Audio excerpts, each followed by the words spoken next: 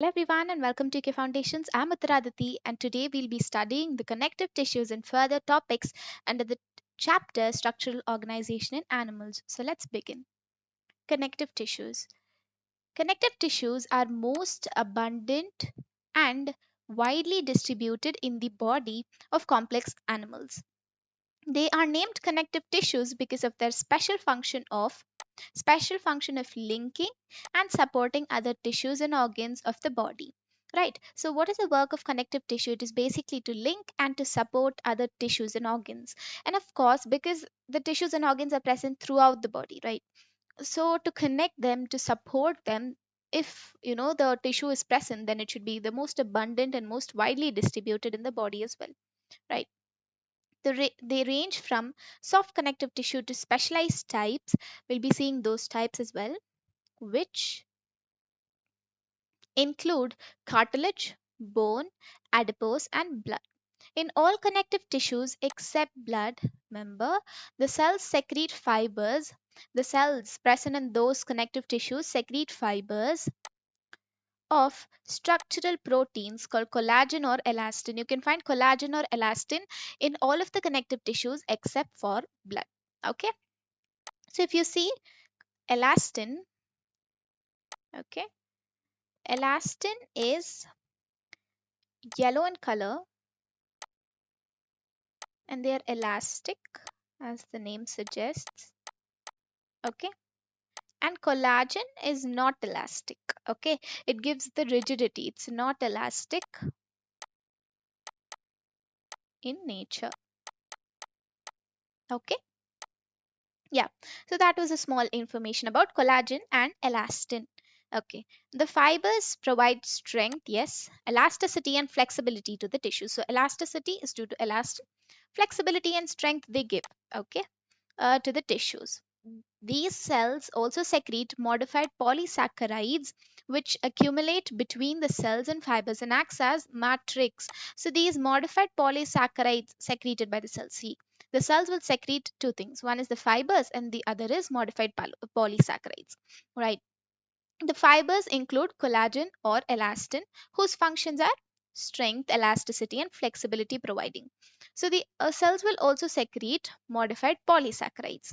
So these polysaccharides are going to accumulate between the cells and the tissues and they'll act as a matrix or a ground substance. Okay. All of the stuffs like the collagen or the elastin, all of them needs to be present in a basic thing, in a basic substance. So that is the ground substance. Now, connective tissues are classified into three types: the loose connective tissue, dense connective tissue, and the specialized connective tissue.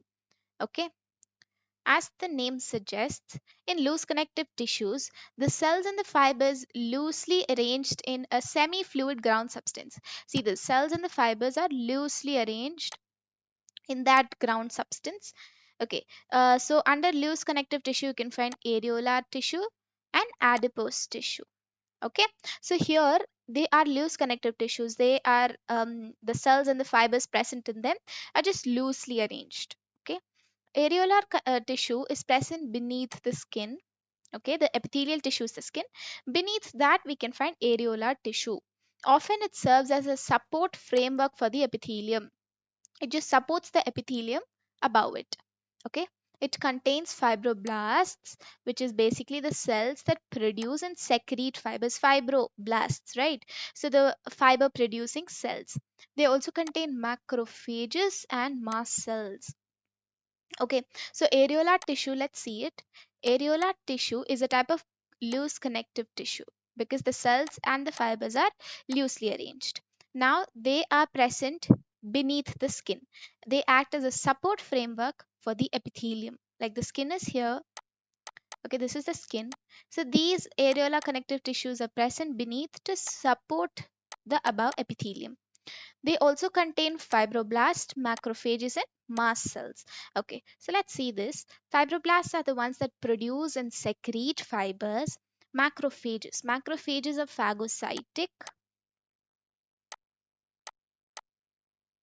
phagocytic, and mast cells. Under mast cells, they are going to secrete three things: histamine, heparin, and serotonin. Right, histamine, heparin, and serotonin. Histamine, heparin, and serotonin. So heparin, if you see, it is an anticoagulant. Okay, histamine is a vasodilator, and serotonin is a vasoconstrictor. Okay, so that was the thing about them. So there's a picture given above, let's just refer that as well here. This is the areolar tissue A. So as said, they have macrophages that are phagocytic. They have fibroblasts. These are fibroblasts. Can you see? From that only these fibers are arising. The collagen fibers are arising. So they are going to produce and secrete these fibers. And we have mast cells that secrete three things. What are they? Histamine, serotonin, and heparin. Now we'll see about adipose tissue. Adipose tissue is another type of loose connective tissue located mainly beneath the skin. Like areolar tissue, adipose tissue is also present beneath the skin. The cells of this tissue are specialized to store fat. They are specialized to store fat, right? The excess of nutrients which are not immediately used are converted into fats and are stored in this tissue. Whichever excessive nutrients is not utilized by the body, what will it do? It will just store and keep it for the time when it's in need. Okay, so if you see that tissue, it's like this. So there's a plasma membrane, there is a nucleus. They'll ask, is it a centrally located nucleus or peripherally located nucleus? It's peripheral. Okay, peripheral. And fat storing area. See, maximum areas for the fat. The fat will occupy so much space and it's just going to push the nucleus towards the end. Just push it down this way. And here all you'll have the adipose tissue, adipose fat, which is being stored, right? Fat storing area.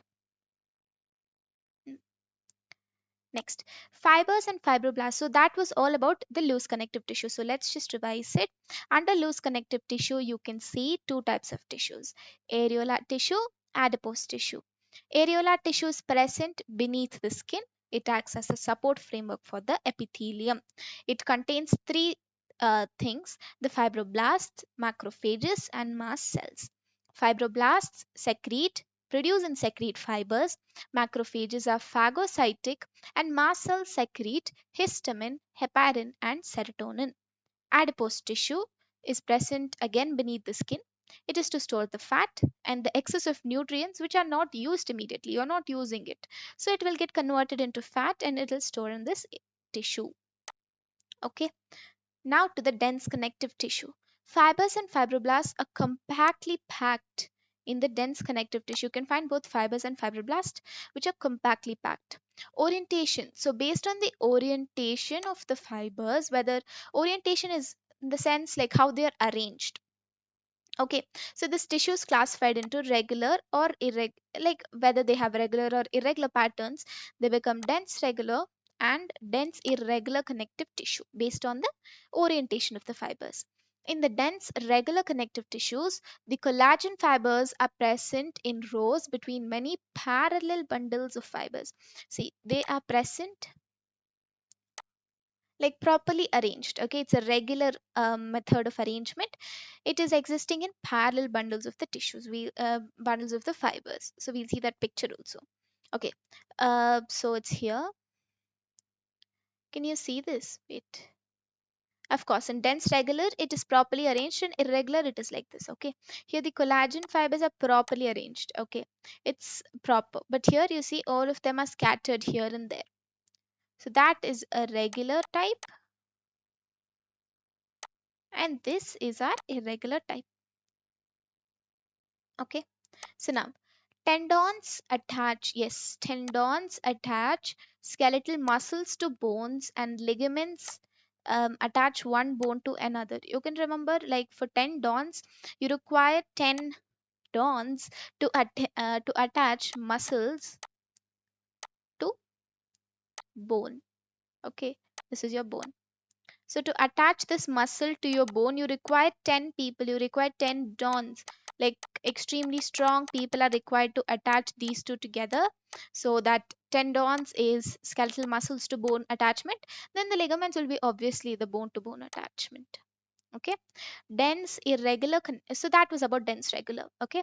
Dense regular has the collagen fibers arranged in parallel bundles of fibers. Okay.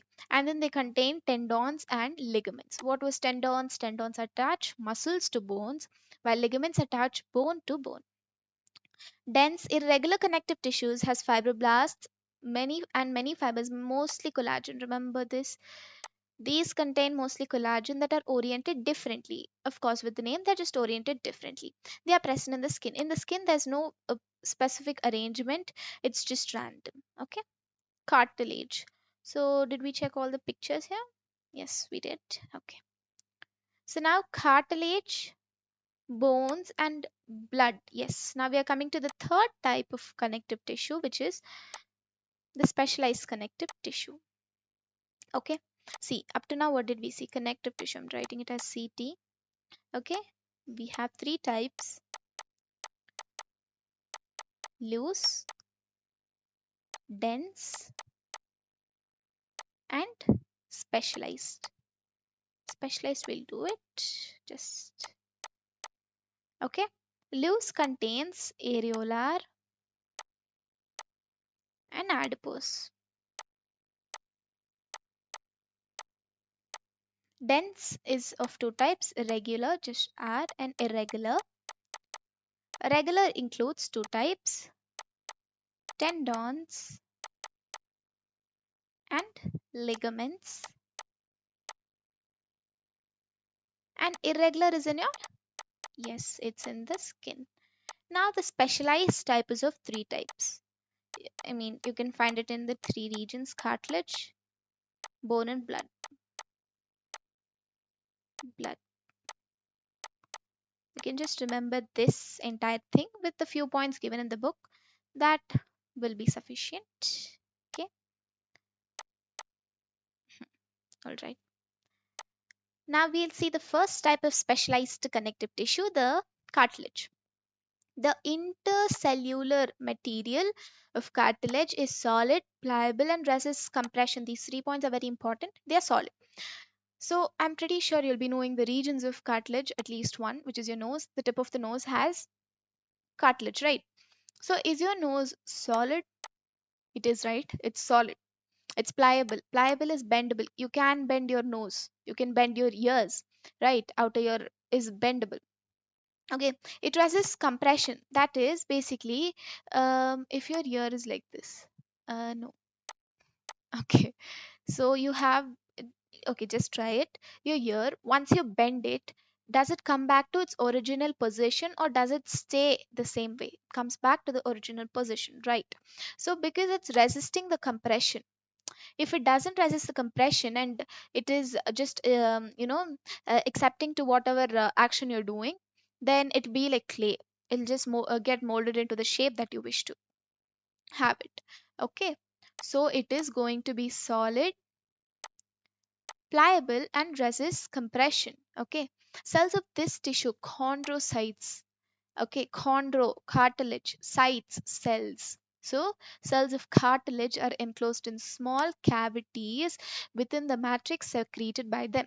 The matrix that secretes, that are secreted by the chondrocytes, they are present in that only in small cavities. Most of the cartilage in vertebrate embryos, see, cartilage gets converted in most of the cartilage in vertebrate embryos are replaced by bones in adults. When we were young, we didn't have all of the bones, right? Some of them existed as cartilages. Okay, so these cartilages will get transformed into bones in the adult stage. Cartilage is present in the tip of the nose, outer ear joints, between adjacent bones of the vertebral column, limbs and hands in adults. So these are the examples. Okay. Now bones. Bones are hard and non-pliable ground substance. Okay. See, we had cartilage which was solid and pliable, but this is hard and non-pliable. Hard you can understand. Non-pliable because can you bend your bone? Your bone is, can you bend it this way? Um, I suppose it appears like a bone. Okay, you can't bend it like this. This is not possible. Okay, so it's not pliable. Rich in calcium salts and collagen fibers, which gives the bone its strength. It's achieving its strength due to calcium salts and collagen fibers. Collagen fibers gives rigidity. Okay, it is a main tissue that provides structural frame to the body. We know this. Bones support and protect the softer tissues and organs, right? It protects your lungs, your heart, your brain, and all of that. Okay, the bone cells, osteocytes. Osteo is bone, cytes is cells, like chondrocytes. These are osteocytes, are present in the spaces called as lacunae. The spaces are called lacunae. Okay, limb bones, such as the long bones of the leg. You'll have long bones in the leg, like your femur and all. They serve weight bearing functions. It's bearing your entire weight. Okay, the bones in your leg. So there are bones which does the work of weight bearing functions. They also interact with the skeletal muscles. You'll see that, right? In the muscular tissues, you'll see that the skeletal muscles are attached to the bones, and then they're going to interact with each other, and all of the movements take place. Okay, the bone marrow. There's red bone marrow, yellow bone marrow, right? Are the site of production of blood cells. Okay, yes. See, RBC production, WBC production, platelet production. You can find the production of all of these, right, in the bone marrow of some blood, like in some bones you can find them. Okay, so for platelets production, it's by megakaryocytes. They're called the mother cells, right? These megakaryocytes are specialized cells of the bone marrow which will secrete the platelets. Likely for RBCs and WBCs, they are also secreted, not secreted, they are produced by the bone cells. Okay, they are produced, not secreted. Um, okay, so now let's see this first picture where you have your collagen fiber all over here, and then there is the cartilage cell which is a chondrocyte. Okay, that's of the cartilage. Okay, next, see, that is of the cartilage. Now about the bone, it's like this, the picture, and here you would have seen the RBCs, WBCs, and platelets. This picture is a familiar, right? Okay. So now the third type of specialized connective tissue is the blood. It's a fluid connective tissue. I'm pretty sure you'll be knowing that. It contains plasma, RBCs, WBCs, and platelets. Yes. See, this plasma is of 55%. Okay. RBCs, WBCs, and platelets form the 45% of the blood. And yeah, okay. These are called as formed elements. This three RBCs, WBCs, platelets are formed elements. All right. It is the main circulating fluid that helps in the transport of various substances. It's a circulating fluid, right? And then it transports many substances. Of course, from this chapter, right? Chapter 17 and 18, we'll be learning about it very well. Okay, bone and blood also we saw. So now starting with the next type of tissue, which is the muscle tissue.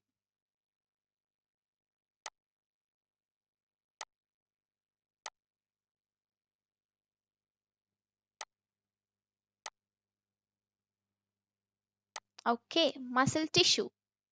Let's just take this one. Yeah. Muscle tissue. Each muscle is made up of many long cylindrical fibers arranged in parallel arrays. There are many long, okay, they are cylindrical, many long cylindrical and parallelly arranged ones. Okay, fibers are present here. These fibers are composed of numerous fine fibrils called myofibrils. Inside the fibers, you have minute fibrils called the myofibrils. Muscle fibers contract or shorten in response to stimulation. Somebody touched you suddenly. So you're going to respond to them. You're going to turn and see them. So they are going to contract in response to the stimulation and relax and lengthen and return to the uncontracted state in a coordinated fashion. Of course, all of these occurs in a coordinated fashion. First, what happens? You're sitting here, somebody, okay, you're seeing that side you're watching TV, okay. Somebody came and um they came and touched you, okay. Hello, A, turn back. You turn suddenly, so there's a contracting or a short, the muscles are contracting or shortening in the response to the stimulation that B gives to A, okay. And then he'll ask, A asked what? B said nothing. Then A turned back and he started to watch the TV, okay. So then now he's relaxing, the muscles have lengthened, and all of these happened in a coordinated fashion, okay. That actions moves the body to adjust to the changes in the environment, any kind of changes in the environment, and to maintain the position of various parts of the body, okay.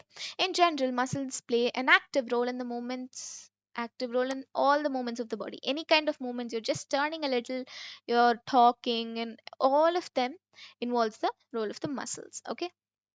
Yes, muscles are of three types: skeletal, smooth, and cardiac. And yeah, how many muscles are present in the body? 639. Yes, there are 639 muscles. Okay, yes. Now, the skeletal muscle, as I said before, the skeletal muscle is closely attached to the skeletal bones. I said this right during the explanation of bones. Okay, in typical muscles such as biceps, biceps. They are striated, striped skeletal muscles bundled together in a parallel fashion. Parallel fashion, we saw it in the definition only. Muscles usually should be long, they have cylindrical fibers and in parallel arrays, parallel fashion. Okay, and a sheath of tough connective tissue encloses the bundles of the muscle fiber. Okay, they are going to enclose the several bundles of the muscle fibers. So all of this information, no, you'll just get it from the picture of the skeletal muscle. So it's better that we go with the picture. Are they striated? Striations are there. Yes, they are striated. Nucleus is also there. And then it's peripherally located. They'll ask, is this nucleus peripherally located? Yes, there is a peripheral nucleus. Where else did we see a peripheral nucleus? Yes, we did see in the explanation of adipose tissue. The explanation of adipose tissue, we saw the peripherally located nucleus. Okay, so now smooth muscle fibers we'll see. The smooth muscle fibers taper at both the ends, fusiform. See, they exist as this. It'll look like this. Okay. Mm. They taper at both the ends. They're going to join at both the ends, fusiform, and do not show striations. No striations. Can you see any lines? No, you can't see any lines. So no striations. Cell junctions hold them together. You can see cell junctions holding them together, and they are bundled together under a connective tissue. Again, there is a connective tissue. You see adjacent ones. If you have another one, how are they held together? So you can have the cell junctions like this. These hold them together. Okay. The wall of internal organs, such as the blood vessels, stomach, and intestine, if you see, they contain this type of muscles: blood vessels, stomach, intestine. Smooth muscles are involuntary. Remember, among the three types of muscles, only the skeletal muscle is voluntary. Means if I want to move my bones, I'll move. You get it? If I want to walk, I'll walk. So it's voluntary. But then smooth muscles like your intestine during digestion or your stomach, you can't command it while doing its work. So it's involuntary. And then you can't just contract them merely by thinking, as you can do in the skeletal muscles. Okay. Finally, your cardiac muscle, it's found in only one and only one region, which is your heart. It's a contractile tissue. It continuously keeps contracting, right? Contracting, expanding. Cell junctions are formed by the fusion of the plasma membranes of the cardiac muscle cells and make them to stick together. So I'll just draw it as boxes.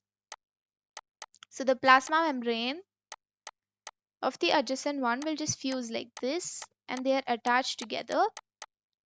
Okay, communicating junctions are present, called which are the intercalated disks at some fusion points.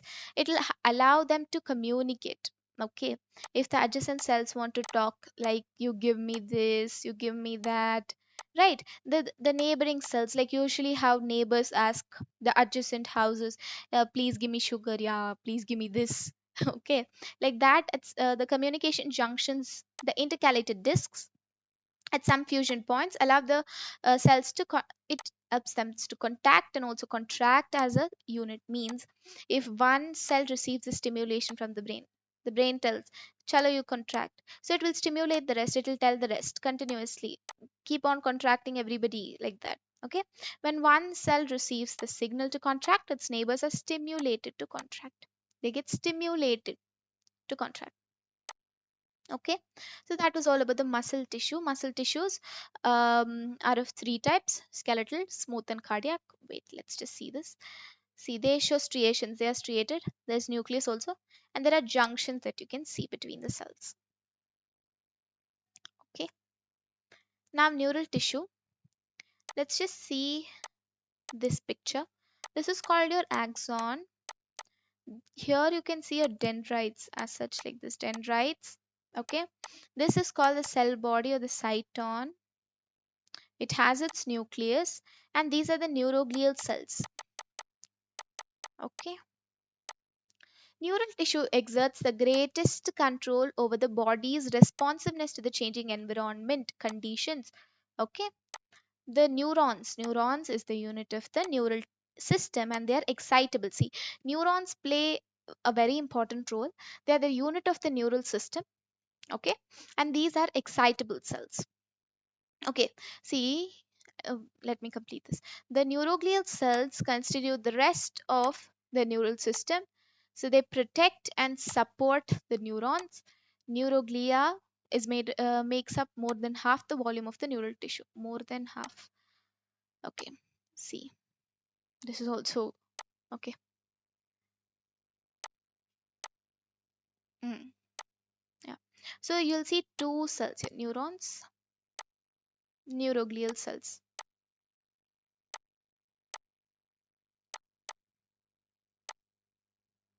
Okay, neurons are the unit of the neural system first, and second thing is they are excitable.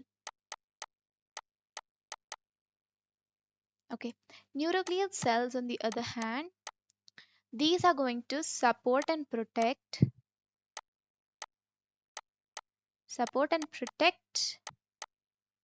the neurons, okay, like bodyguards. And number two is they are more than 50% of all the neural tissues. So this means that the first one is less than 50%. And neurons are excitable. Okay, neurons are excitable, but the neuroglial cells are not excitable. Not excitable. Mm, yeah. Okay. Yes. So when a neuron is suitably stimulated, an electrical disturbance is generated. Okay, and this travels swiftly along the plasma membrane. To be remembered, they travel along the plasma membrane, and they arrive when they arrive at the neuron's endings or output zones. Okay, see here, and there's another one. Okay, yeah. So the disturbance reaches here. Okay, so now when they enter into the next neuron, that time they can either cause stimulation, they can make the other neuron to work for something, or stop it, like inhibit whatever work it's doing. So this is the role of the stimulation or the impulse that is generated. It travels along the plasma membrane. Okay, so that was about the neural tissue. I hope this video was helpful enough. Definitely spread the key of success, spread knowledge. Thank you.